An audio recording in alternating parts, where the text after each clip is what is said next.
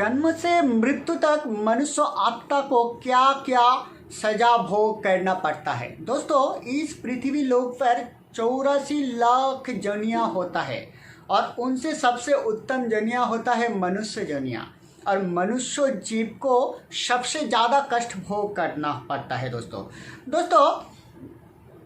गरुड़ पुराण के अनुसार मनुष्य आत्मा को इस जीवन में जो जो पाप किया हुआ है उससे बदले उसको मृत्यु के बाद उसके जो आत्मा होता है उसको सजा भोगना पड़ता है। तो आज इस वीडियो में हम लोग जानेंगे कि मनुष्य आत्मा को जन्मों के बाद से क्या क्या सजा भोगना पड़ता है। दोस्तों, एक इंसान जब मृत्यु वरण करता है तो उसका कर्म के द्वारा उसका जो कर्म फल है उसका द्वारा वो पहले जो मनुष्य का बीज जो होता है उसके अंदर उसका आत्मा आ जाता है, और फिर एक रात में स्त्री के साथ मिलन के साथ स्त्री के जो रज होता है उसके साथ मिल जाता है और वो धीरे धीरे कोशिकाएं में भाग हो जाता है। धीरे धीरे कुछ ही दिन बाद वो अंडे के रूप धारण करता है। इस तरह में 1 महीने में उसका सर निकल आता है, 2 महीने में हाथ पाँव और चर्म आदि निकल आता है, 3 महीने में नाखून चर्म और स्त्री पुरुष का अंग तैयारी हो जाता है, सृष्टि हो जाता है। 4 महीने में उसका सांस उत्पन्न हो जाता है, 5 महीने में शिशु को भूख प्यास लगता है। इसी समय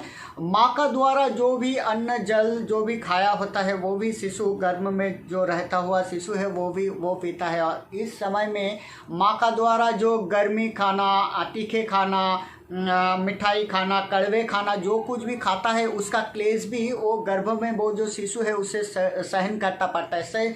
केवल यही नहीं दोस्तों, उस समय गर्भ के अंदर जो भी कीड़ा है जो भी कृमि है उसका कामड़ भी वो शिशु को सहन करना पड़ता है, और इस कामड़ के यंत्रणा से वो शिशु बेचैन होकर ईश्वर के नाम करता है, और उसी समय ईश्वर के द्वारा उसका दिव्य दृष्टि मिलता है और वो जो पाप किया था वो उसका शरण में आता है और वो पाप को शरण करते करते बेचैन हो जाता है। फिर धीरे धीरे टाइम बीतता जाता है, वो गर्भाशय में माँ के कोख में वो धीरे धीरे घूमने लगते हैं, और माँ के कोख में जो भी मौल मूत्र जो भी रहता है उसका तेज भी वो शिशु को सहन करना पड़ता है। और ये यंत्रणा सहन करते करते वो ईश्वर के पास क्षमा प्रार्थना करता है और 9 महीने या 10 महीने का इंतजार करता है कब उसे इस नरक यंत्रणा से मुक्ति देके पृथ्वी कक्ष में लाया जाए। इसके लिए वो ईश्वर के पास प्रार्थना भी करता है। दोस्तों देखिए, गर्भाशय में शिशु का जो माथा है वो मुड़ा रहता है पीछे की तरह, और वो उसका हाथ पाँव एकदम सिकड़ के रहता है। उसी समय वो ईश्वर के पास प्रार्थना करता है कि इस यंत्रणा से मुझे मुक्ति दिया जाए। धीरे धीरे उसका 9 महीने 10 महीने के बाद उसका जन्म होता है। जन्म के बाद उसे खटमल के ऊपर सुलाया दिया जाता है। माता पिता के द्वारा उसका लालन पालन किया जाता है। जब उसे खटमल में सुलाया दिया जाता है तब खटमल के ऊपर जो छोटा छोटा कीड़ा होता है वो उसे आके नोचने लगता है, और उसका जब जन्म हो जाता है, जन्म के बाद उसका जो दिव्य दृष्टि मिलता था वो गायब हो जाता है, और मच्छर आके उसे काटने लगता है, और वो इतना बेचैन रहता है, इतना असह्य रहता है कि वो उसका हाथ पैर भी हिला नहीं सकता है। ऐसे करके उसका जो शिशु अवस्था है वो काटता है, बड़ा होता है। बड़ा होने के बाद वो धीरे धीरे भोग विलास के ऊपर आसक्त हो जाता है। संसार में कुछ चीज़ के ऊपर वो आसक्त हो जाता है, और वो चीज़ पाने के लिए वो दुख सहन करता है। वो चीज़ पाने के लिए वो शरीर को कष्ट देता है।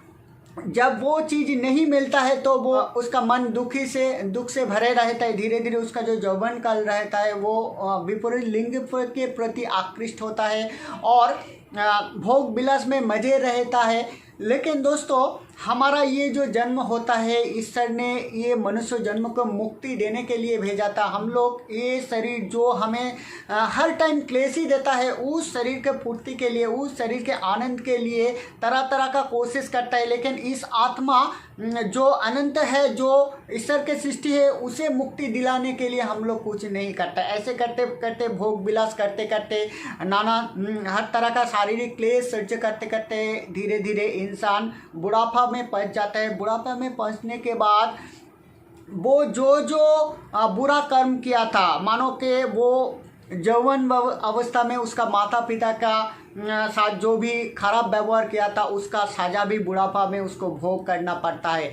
किसी इंसान ने अगर अपने रसना तृप्ति के लिए किसी पशु का वध किया होता है तो वो जब मृत्युवरण करता है उसे पशु जन्म में जन्म दिया जाता है दोस्तों।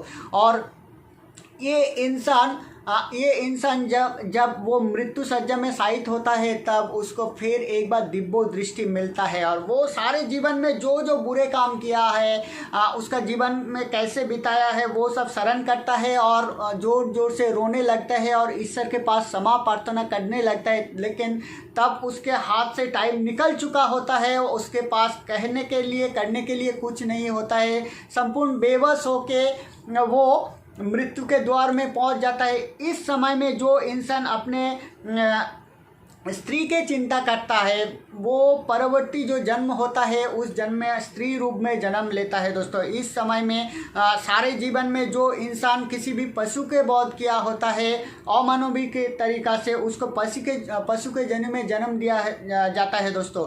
तो इससे बाद उसका मृत्यु हो जाता है और वो जो पाप किया था वो पाप पुण्य के हिसाब से जमदूत या ईश्वर के दूत आके उसको आत्मा को लेके चला जाता है। तो दोस्तों ये था छोटे वीडियो के अंदर एक मनुष्य जन्म से मृत्यु तक क्या क्या सजा भोग करता है उसका छोटा सा विवरण।